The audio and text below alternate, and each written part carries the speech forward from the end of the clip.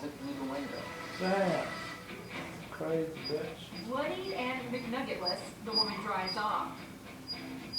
Hardly phased, the employees go right back to work. They just open up the window, and the next person who had placed their order, they just handed them their order. Police track down the drive-through destroyer. She is convicted of felony vandalism and assault. While her McNuggets weren't served, justice is. Now this young lady is known as the drunk McNugget lady. This drunk McNugget lady. No! Ah! Ah, that hurts! Ah! I'll save you. A police officer's Come on, silent come on. partner Come on. God! Never mind. Hey, he got you good. Ah! Damn, he got you good.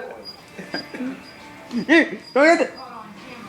Ah! Teeth might be stuck, dude. Okay. Teeth stuck? No, he got you locked up. Howard! Hey, Scrappy-Doo! Okay. Anyway, I